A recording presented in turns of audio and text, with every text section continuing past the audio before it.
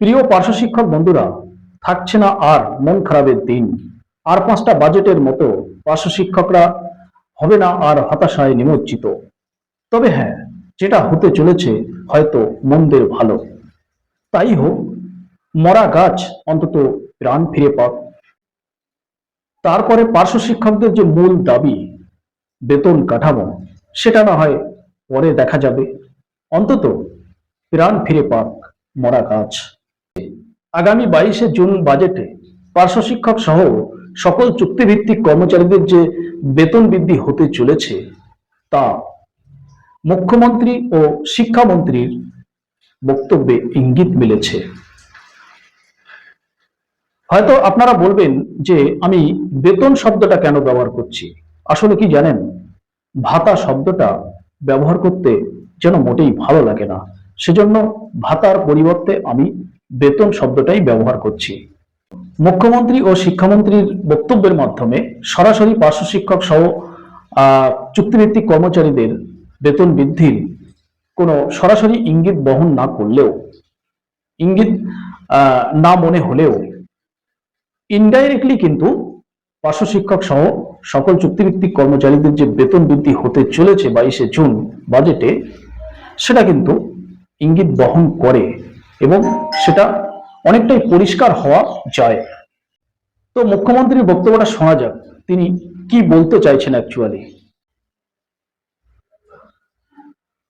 আগামী 22 তারিখে রাজ্য বাজেট আছে, সেখানে যুবকদের জন্য, সরকারি কর্মচারীদের জন্য, আমাদের শিক্ষিত চাকরি প্রার্থীদের জন্য আমাদের আরো অনেক কর্মসূচি আপনারা দেখতে পাবেন।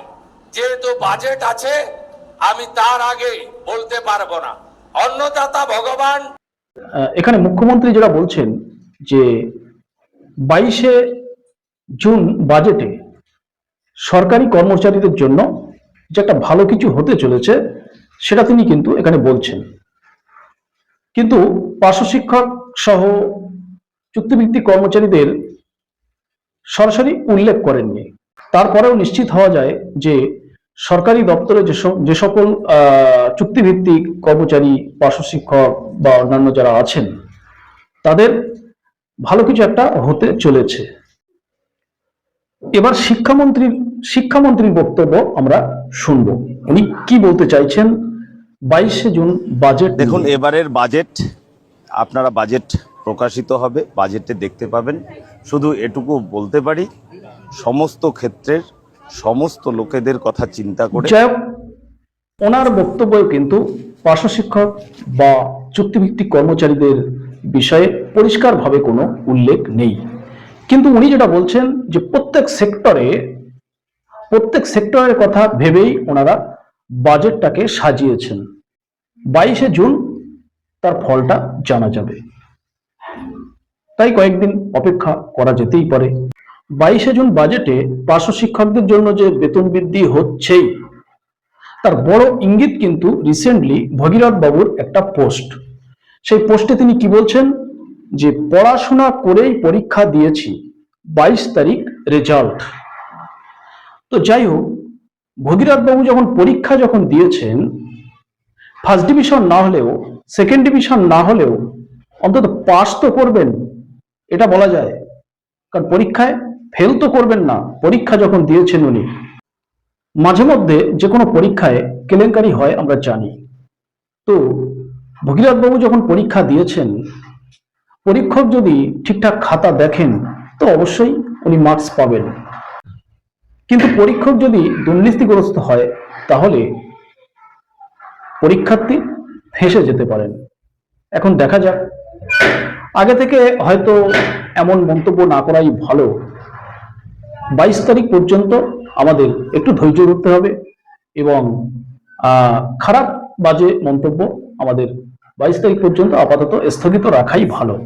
তারপরে 22 তারিখে যদি পরীক্ষক যদি খাতা দুর্নীতি করেন, তখন তার জবাব তো পার্শ্ব শিক্ষকরা দেওয়ার জন্য তৈরি আছেন। সুতরাং 22শে জুন পর্যন্ত পার্শ্ব শিক্ষকদের উচিত একটু ধৈর্য ধরা এবং খারাপ মন্তব্য থেকে বিরত থাকা। একটা পেপার কাটিংয়ে দেখছিলাম যে পার্শ্ব শিক্ষকদের সাম্মানিক বৃদ্ধির ইঙ্গিত শিক্ষামন্ত্রীর। বীরপাড়া 17 জুন। রাজ্যের উচ্চ বিদ্যালয় এবং প্রাথমিক বিদ্যালয়গুলিতে কয়েক হাজার পার্শ্ব শিক্ষকের সাম্মানিক বৃদ্ধি করতে চলেছে রাজ্য সরকার। বুধবার বীরপাড়ায় জনকল্যাণ কর্মসূচিতে সাংবাদিকদের এক প্রশ্নের উত্তরে ওই ইঙ্গিত দেন রাজ্যের শিক্ষামন্ত্রী দীপক বর্মন। পার্শ্ব শিক্ষকদের সাম্মানিক বৃদ্ধির দাবি দীর্ঘদিনের।